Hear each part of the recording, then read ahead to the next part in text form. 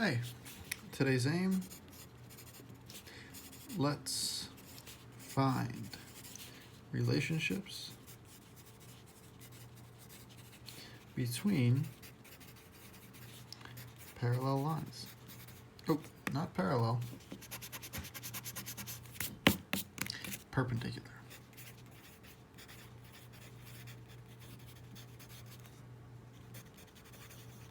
So if you remember, a perpendicular line is two lines or lines that form 90-degree angles.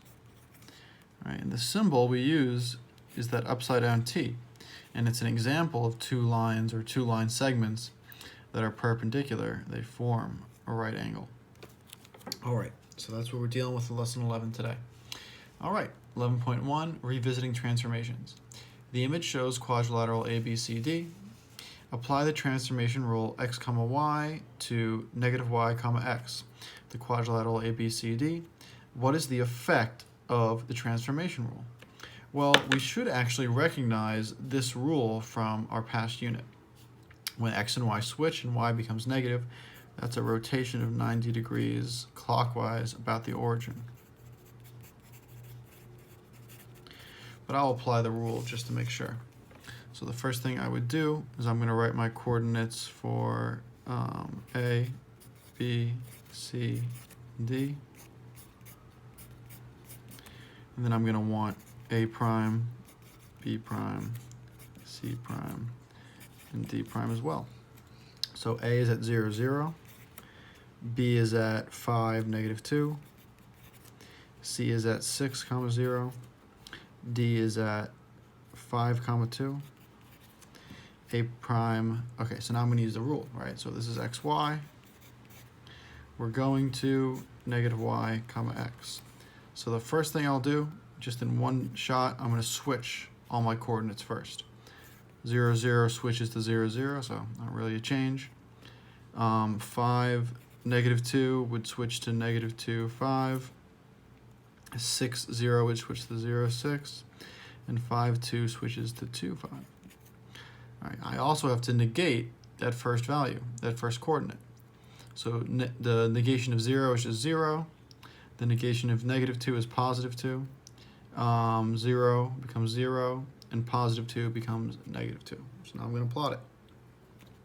So A prime stays where it was. B prime is at 2, 5. C prime is at 0, 6.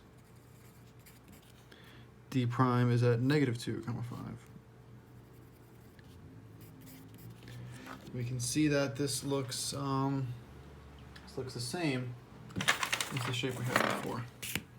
And it should be, because our rotation is a rigid motion, which means that all the dimensions are preserved and the two shapes are congruent.